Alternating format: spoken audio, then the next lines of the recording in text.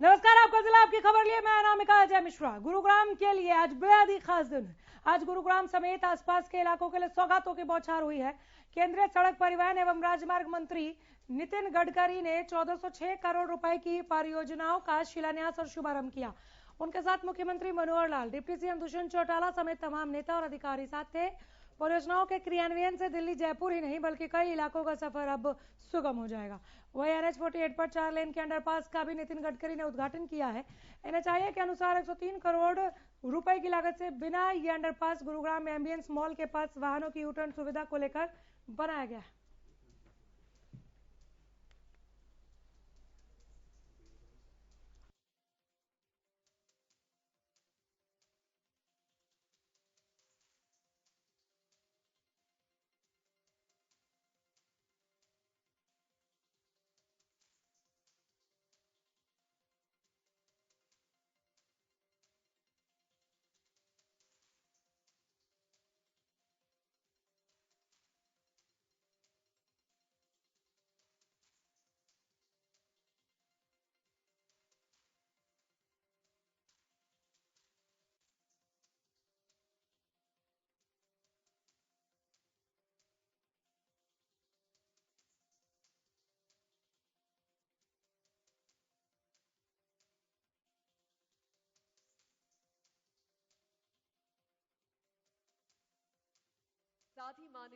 माननीय गडकरी जी को बहुत समय से जानता हूं। जब से आप राष्ट्रीय अध्यक्ष थे, मुझे भी आपकी टीम में काम करने का मौका मिला। आप एक बहुत कर्मठता से काम करने वाले, दूरदर्शी इस नाते से एक नेता, और जिस चीज को ठान लेते हैं उस चीज में फिर कोई कठिनाई भी आने नहीं देते। कठिनाई आ भी जाए तो उसको पूरा करने का और एक जो संकल्प आप ले लेते हैं उसमें कभी पीछे नहीं हटते हैं। बहुत विषयों में नई नई इजाद, बहुत इंडिजिनस आइडियाज को लेकर के, चाहे वो कृषि का काम है, चाहे ऊर्जा के क्षेत्र में है, चाहे सड़क मार्ग में है, चाहे ट्रांसपोर्ट में है, आपने बहुत क्षेत्रों में नए नए आविष्कार करके और लोगों को एक मार्ग दिखाया। सरकारें उस पर काम कर रही हैं। आज हम ये जो देखते हैं कि प्रधानमंत्री ग्रामीण सड़क योजना, अगर देखा जाए तो ये आप ही ने एक विचार देकर के सारे देश में इसको लागू कराया है। हरियाणा में इस योजना के माध्यम से हमने पिछले वर्षों में गांव गांव में सब सड़कें और जो प्रधानमंत्री ग्रामीण सड़क योजना के अंतर्गत बनवाई हैं, इस बार भी 967 किलोमीटर की सड़कों का हमारा जो फेज है वो हमने दिया है। और अभी पिछले 2 वर्षों में 1450 किलोमीटर सड़कें वो बनी हैं। तो एक बड़ा जो ग्रामीण क्षेत्र का सुविधा का मार्ग आने जाने का वो इस योजना के माध्यम से हो रहा है। NH-48 पर 1.5 किलोमीटर लंबे 4 लेन ग्रेड सेपरेटेड U-टर्न अंडरपास का लोकार्पण करें रिमोट का बटन प्रेस करके। इंफ्रास्ट्रक्चर को प्राथमिकता देनी होगी, इस बात पर बल देते हुए नितिन गडकरी साहब ने यहाँ पर अपनी बात रखी। उससे पहले मुख्यमंत्री और उप मुख्यमंत्री को भी हमने सुना। गुरुग्राम को सौगातों की एक झड़ी मिली है और बहुत लंबी लड़ी मिली है। NCR क्षेत्र में योजनाओं का लाभ मिला। मुख्यमंत्री को भी हम सुन रहे थे, पंचग्राम के बारे में बहुत विस्तार पूर्वक और डिटेल उन्होंने जानकारी दी। आज गुरुग्राम में सौगातों की बौछार हुई है। ढेर सारी परियोजनाओं का उद्घाटन और शिलान्यास किया गया। रिमोट दबाकर केंद्रीय मंत्री नितिन गडकरी की ओर से करोड़ों की लागत से इन विकास परियोजनाओं को तैयार किया जाएगा। खासकर जाम को लेकर एक बड़ी राहत मिलने जा रही है, काफी निजात मिलेगी। कई परियोजनाओं का उद्घाटन भी किया गया आज जब कार्यक्रम शुरू हुआ। पहले उद्घाटन और उसके बाद शिलान्यास के कार्यक्रमों को हमने देखा। रिमोट दबाकर नितिन गडकरी ने इनका शुभारंभ किया, कई परियोजनाओं का उद्घाटन किया। करोड़ों की लागत से ये परियोजनाएं तैयार हुई और करोड़ों की लागत से ही तैयार होने वाली परियोजनाओं का उन्होंने शिलान्यास भी किया। मानेसर को आज ढेर सारी सौगात मिली है। मुख्यमंत्री मनोहर लाल ने बार बार इस बात पर जोर दिया कि अब सफर बहुत ज्यादा सुगम और आसान हो जाएगा।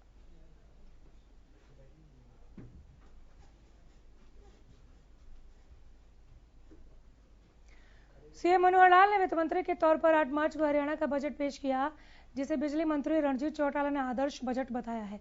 रणजीत चौटाला ने कहा कि हर वर्ग, हर व्यक्ति को ध्यान में रखकर बजट पेश किया गया है। जैसे हालात थे, कोविड काल गया, पूरे देश की अर्थव्यवस्था चरमरा रही थी, हमारे देश पे भी बहुत असर था। इंडस्ट्रीज बंद रही।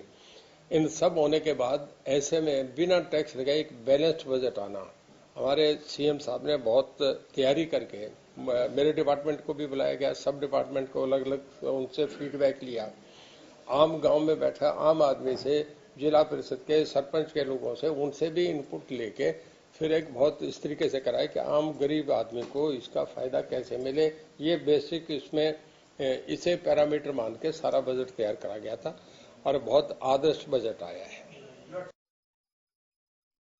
जैसे हालात थे 2014 में 10,665 मेगावाट बिजली की क्षमता थी। इसका जिक्र करते हुए बिजली मंत्री रणजीत चौटाला ने अपनी बात रखी। उन्होंने कहा कि हमने इसको बढ़ाया है और आज हरियाणा में 12,176 मेगावाट क्षमता है। लगातार हम इस पर काम कर रहे हैं। प्रदेश को और भी ज्यादा अच्छी सप्लाई देने के लिए सरकार प्रयासरत है और सरकार उस दिशा में लगातार काम भी कर रही है। पंजाब का जिक्र करते हुए उन्होंने कहा कि बीजेपी के पक्ष में बहुत मजबूत नतीजे आएंगे। हमने धरातल पर बहुत मेहनत की है।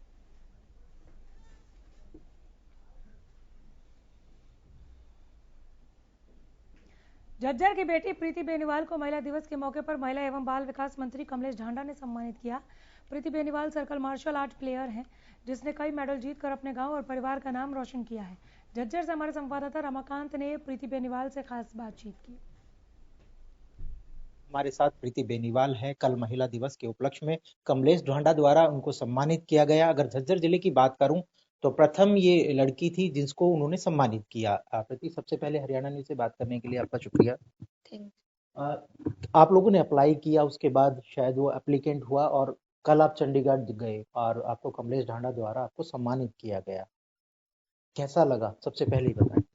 सर, मुझे बहुत अच्छा लगा। मुझे राज्य सरकार ने सम्मानित किया, ये मेरे लिए बहुत गर्व की बात है और मैं इस चीज़ का मैं अपने पापा को थैंक यू बहुत पापा जी को बहुत थैंक यू सो मच कहना चाहूँगी। और ओम प्रकाश धनखड़ जी, विकास वाल्मीकि जी, राहुल सर जी, इन्होंने मेरा बहुत साथ दिया है। आज तक यहाँ तक मैं पहुँच पाई हूँ, सब इन राहुल सर की मेहनत है जो आज मैं यहाँ तक पहुँच पाई हूँ। कितनी कड़ी मेहनत करनी पड़ती, क्योंकि अगर अचीवमेंट अगर हमें पाना है तो लगातार मेहनत करनी पड़ती है, कई घंटे खेलना पड़ता है। और आपका तो गेम भी इतना है कि लड़कियों के लिए एक चैलेंज होता है, एक फीमेल होना, उसके बाद चैलेंजेस गेम को एक्सेप्ट करना, उसके बाद कई मेडल आप लोगों ने जीते, उसके बाद कहीं ना कहीं जब कल आपको कमलेश ढांडा द्वारा सम्मानित किया जा रहा था तो पहली प्रीति के नजर में क्या आया कि क्या चीजें होनी चाहिए या कुछ खामियां हैं, क्या अचीवमेंट आगे होना चाहिए, आपका अगला एम क्या है प्रीति का? सर, कोई भी चीज है, मेहनत तो हर किसी को करनी चाहिए। मेहनत से ही सब कुछ होता है। मेहनत का फल कभी नहीं होता, कभी खराब नहीं जाती मेहनत। हमें ग्राउंड में मेहनत तो करनी ही पड़ेगी। हम मेहनत नहीं करेंगे तो हम कामयाब नहीं होंगे। हद से ज्यादा हमें मेहनत करनी चाहिए। अगर हम मेहनत करेंगे तो फल पक्का मिलेगा हमें। मैंने इस अवार्ड के लिए बहुत मेहनत की है। मैं आगे भी बहुत मेहनत करना चाहती हूँ कि मुझे, और राज्य सरकार ने जैसे मुझे सम्मानित किया, मुझे बहुत गर्व की बात है। मैं अपने पापा का नाम इतना रोशन करना चाहती हूँ कि कोई कहे कि ये प्रीति के पापा जा रहे हैं। Thank you. ये थी प्रीति और कल इन्होंने महिला दिवस पर कमलेश ढांडा द्वारा जो इनाम लिया, पहले झज्जर जिले से पहली महिला थी जिनको इनाम मिला और गर्व की बात है। इन्होंने जो श्रेय है कोच राहुल को दिया, ओम प्रकाश धनखड़ को दिया, अपने फादर को दिया और जाहिर सी बात है और लोगों को मैसेज भी दिया है कि कड़ी मेहनत करनी पड़ती है। चुनौतियों को स्वीकार करने के लिए मेहनत बहुत जरूरी है। 8 से 10 घंटे प्रैक्टिस करते थे, सुबह 8 बजे कॉलेज भी पहुंचते थे, उसके बाद रात को 8 बजे तक लगातार प्रैक्टिस करने के बाद ही शायद ये यहाँ पर पहुंचे और अगला एम है कि नेशनल खेले और नेशनल में कहीं ना कहीं भारत के लिए गोल्ड मेडल जीते। अगर आप हरियाणा रोडवेज में सफर कर रहे हैं और आपकी जेब में कैश मौजूद नहीं है तो आपको परेशान होने की जरूरत नहीं। जी हां, रोडवेज विभाग की ओर से ई टिकट प्रणाली शुरू करने का फैसला लिया गया है, जिसके तहत अब आप ऑनलाइन टिकट भी ले सकते हैं, जिससे कि विभाग के पास आपका पूरा डाटा भी मौजूद रहेगा। इसी कड़ी में भिवानी डिपो के साथ कर्मचारियों को 1 अप्रैल से चंडीगढ़ में ट्रेनिंग भी दी जाएगी।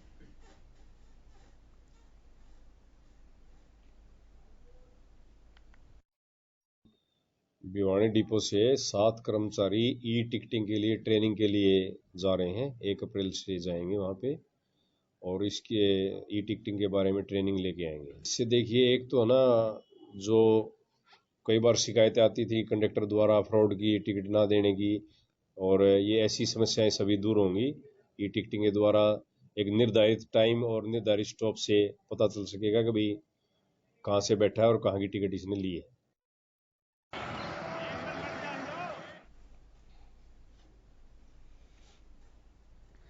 सिरसा विकास मिशन ने फर्जी प्रॉपर्टी असेसमेंट सर्वे को रद्द करने की मांग को लेकर बरनाला रोड स्थित लघु सचिवालय के सामने धरना दिया और प्रदर्शन किया।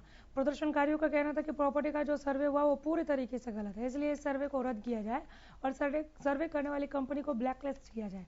नगर परिषद की टीम घर घर और दुकान दुकान जाकर दोबारा से सर्वे करे ताकि लोगों को परेशानियों का सामना न करना पड़े। जो प्रॉपर्टी के जो नोटिस भेजे हैं वो सरासर गलत है।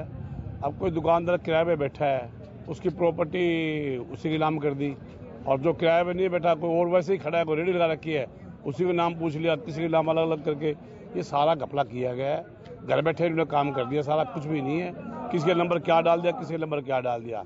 ये बहुत निंदनीय कार्य किया है सरकार ने, एक भ्रष्टाचार का अड्डा बना दिया, क्योंकि इसके बाद जो भी अधिकारी के पास जाएंगे उनके लिए क्या पैसे सुविधा सुख लेनी उन्होंने, तो इसलिए इस सर्वे को रद्द करके नया सर्वे घर घर जाके कराया जाए द्वारा। ये जो कंपनी है उसको ब्लैकलिस्ट किया जाए, उसमें एफआईआर। प्रॉपर्टी टैक्स का, हाउस टैक्स कह लो, उसका सर्वे करवाया इन्होंने। तो सर्वे करवाया, सर्वे इन्होंने अपने कोई जयपुर की कंपनी है, राजस्थान की कंपनी है, याशी कंपनी, उसको दिया। उन्होंने अपनी मनमर्जी से इतना गलत सर्वे, जब नोटिस पहुंचे लोगों के पास, अगर किराए पर बैठा तो उसको मकान मालिक बना रखा है, उसका एरिया गलत शो कर रखा है। अगर वार्ड नंबर 3 है तो उसका कोई दुर्गा कॉलोनी दिखा दिया सीएम के, मतलब कि अलग तरह तरह की खामियां, तरह तरह की उसमें कमियां हैं। तो मैडम जो नगर परिषद के इंचार्ज हैं उनके पास इन्होंने पहुंच की, तो टेलीफोनिकली उन्होंने कहा भी आज मैं नहीं हूं, तो आप जो अपना मेमोरेंडम मेरे टेबल पे पहुंचा दिए। पहुंच गया, उसके बाद कुछ नहीं।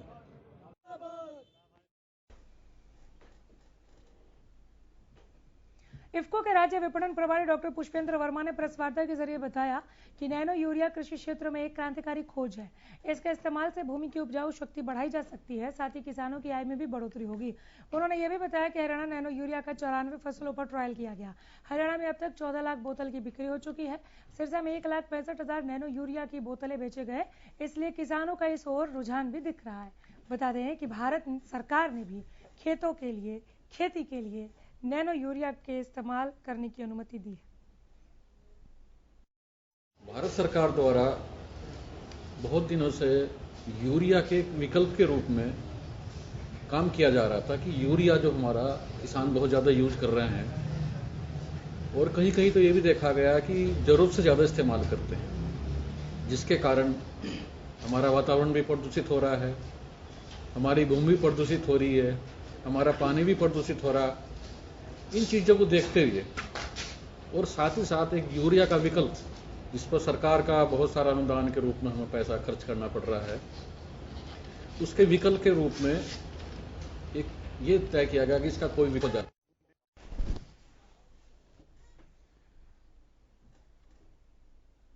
सिरसा में ब्लॉक स्तरीय अंत्योदय मेले के दूसरे चरण का शुभारंभ हुआ। मुख्यमंत्री परिवार उत्थान योजना के तहत नगर परिषद द्वारा ब्लॉक स्तरीय मेले का आयोजन किया गया। मेले में विभिन्न विभागों द्वारा स्टॉल्स लगाए गए। इस मेले का लक्ष्य गरीब परिवारों की आय 1,80,000 तक पहुंचाने का रखा गया है। उपायुक्त अजय सिंह तोमर ने कहा कि इन मेलों का उद्देश्य गरीबी उन्मूलन योजना के तहत विभिन्न योजनाओं का लाभ अंतिम व्यक्ति तक पहुंचाने का है। अंत्योदय मेला हम यहाँ पे कर रहे हैं, जिसमें हमारे जिले के जो गरीब व्यक्ति है, और आज पर्टिकुलर चूँकि सिरसा म्यूनसिपलिटी ने आज यहाँ पे अंत्योदय मेला किया है, तो सिरसा म्यूनसिपल एरिया में जो गरीब व्यक्ति है, नीडी लोग हैं, उनके लिए हमने मेले का आयोजन किया गया है, जिसमें बहुत सारे डिपार्टमेंट्स यहाँ पे आज मौजूद है, और जिन्होंने अपनी पर्टिकुलर जो डिफरेंट स्कीम्स है वेलफेयर के लिए, उनके लिए स्टॉल लगा रखे हैं। अभी तक टोटल करीब 121 लोग यहाँ पे आ चुके हैं और संख्या और बढ़ने की उम्मीद है।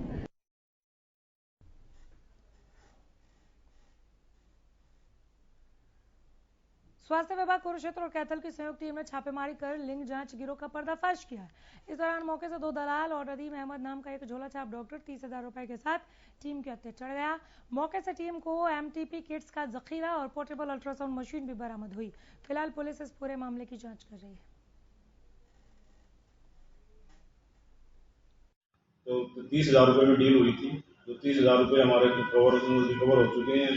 10,000 रुपए सुखदेव से जो दलाल था और 20,000 रुपये सो कॉल डॉक्टर मोहम्मद नदीम अहमद से। हमने इन दोनों को पकड़ लिया मौके पे और 30,000 रुपये भी रिकवर हो चुके हैं और मशीन, पोर्टेबल मशीन और प्रोब भी रिकवर हो चुका है। इसके साथ साथ एक तीसरा दलाल तिलक राज, उसको भी पकड़ लिया गया है और ये तीनों को पुलिस कस्टडी में, इनके अगेंस्ट FIR लॉन्च करवा रहे हैं।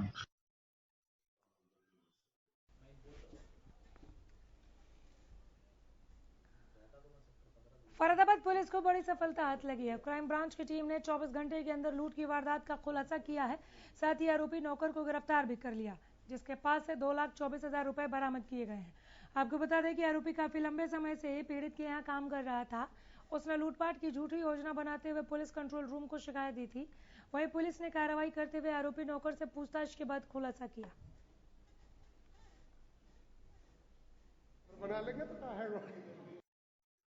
6-7 बजे के आसपास हमारे पास कंट्रोल रूम से इन्फॉर्मेशन आई थी कि तिगांव रोड थाना सदर बल्लभगढ़ के एरिया से 6 लाख रुपए की लूट हुई है।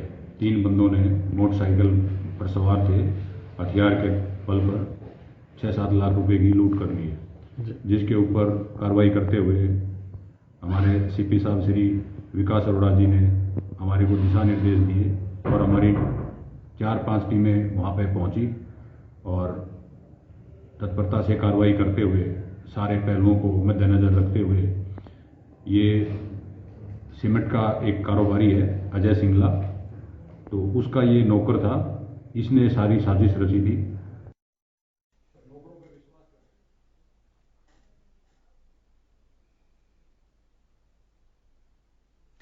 कैथल नगर परिषद में हुए लाइट घोटाले में कार्यकारी अधिकारी ने जिला प्रशासन को 7 अधिकारियों और कर्मचारियों के नाम कार्रवाई के लिए भेजे हैं।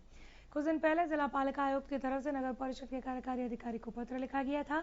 पत्र में लिखा गया था 5 फरवरी 2021 को लगाई गई लाइट रिपेयर के नाम पर अदायगी करने वाले कर्मचारियों के नाम बताएं। उपायुक्त प्रदीप दहिया ने भी ईओ को इस मामले में कार्रवाई करने के निर्देश भी दिए थे। अब ईओ ने इस मामले में उच्च अधिकारियों को 7 अधिकारियों और कर्मचारियों के नाम भेजे हैं जो इस घोटाले में सम्मिलित हैं। बता दें कि नगर पालिका के तत्कालीन लाइट इंस्पेक्टर अरविंद कुमार ने 5 फरवरी 2021 को सीएम विंडो लगाई थी। इसमें बताया था कि नब की तरफ से शहर में लाइटों की रिपेयर करने के लिए जून 2019 में 2 एजेंसियों को ठेका दिया गया। जुलाई 2020 में दोनों एजेंसियों का ठेका खत्म हो गया था। आरोप था कि नगर पालिका के कर्मचारियों ने जुलाई 2020 से फरवरी 2021 तक लाइट रिपेयर के नाम पर दोनों एजेंसियों को करीब 22 लाख रुपए की अदायगी की है, जबकि दोनों एजेंसियों का ठेका खत्म हो चुका था। देखिए, ये जो इसकी इंक्वायरी जो है हमारे CTM साहब ने की थी और हमने इंक्वायरी करके DMC ऑफिस को दे दिया था, EO साहब को, कि इसमें जो भी संलिप्त हैं आप अपना कार्रवाई करें विभाग की तरफ से। अभी मैंने DMC साहब से फ़ोन पे बात किया, जो अपडेट लिया उन्होंने 7 लोगों के नाम बता दिए हैं, लेकिन उसमें रिकवरी किससे होगी, कैसे होगी, वो नहीं बता पाए हैं वो। तो उनको कहा गया है कि इस हफ्ते में वो अपना जो भी कार्रवाई करनी विभागीय स्तर पे वो करते हैं, ताकि इसमें न्याय हो सके। कोई रिकवरी वगैरह ऐसी आगे क्या कार्रवाई सर की जाएगी? देखिए, इसमें हम ये करेंगे, जैसे अभी DMC साहब को यही बात कही गई है कि जो डिसिप्लिनरी एक्शन बनता है, पुलिस एक्शन बनता है और जो रिकवरी का एक्शन बनता है, वो तीनों इस हफ्ते में वो कर लें और फिर हमें भी बताएं। उनको ये विभागीय स्तर पे करना पड़ेगा। झज्जर के गांव अच्छेज के ग्रामीणों ने सैकड़ों की संख्या में लघु सचिवालय पहुंचकर अपनी मांगों से जुड़ा ज्ञापन सौंपा। ग्रामीणों ने बताया कि 3 से 4 महीने हो जाते हैं, लेकिन उन्हें वृद्धा पेंशन नहीं मिलती। लोगों ने बताया कि कई परिवारों का तो गुजर बसर ही इसी पेंशन से चलता है, लेकिन अधिकारी लगातार लापरवाही करते हैं, जिससे उन्हें घर चलाने में काफ़ी तकलीफ हो रही है। उन्होंने बताया कि जब वो अपनी शिकायत लेकर अधिकारियों के पास जाते हैं तो वो टाल मटोल कर उन्हें वापस लौटा देते हैं। ग्रामीणों ने सरपंच से भी अपनी परेशानी बताई, लेकिन वहां से भी उन्हें कोई जवाब नहीं मिला।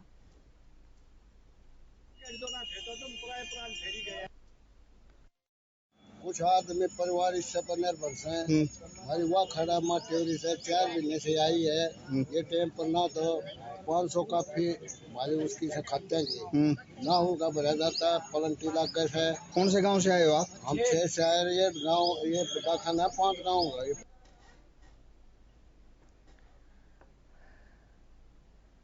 फतेहाबाद में आरटीओ कार्यालय के अधिकारियों ने गाड़ियों के चालान काटे। कार्रवाई का गाड़ी चालकों ने विरोध किया और कहा कि उनको नाजायज परेशान किया जा रहा है। कागज पूरे होने के बाद भी 50,000 का चालान काट दिया गया।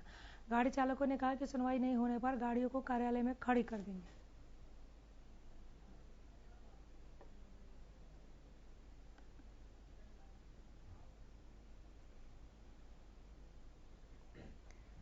फतेहाबाद के अनाज मंडी के पीछे बाइक सवार बदमाशों ने एक युवक पर लाठी डंडों से हमला कर दिया, मौके से फरार हो गए। हादसे में युवक गंभीर रूप से घायल हो गया, जिसे पुलिस मौके पर पहुंचकर शहर के नागरिक अस्पताल में भर्ती कराया। फिलहाल पूरे मामले की जांच कर रही है।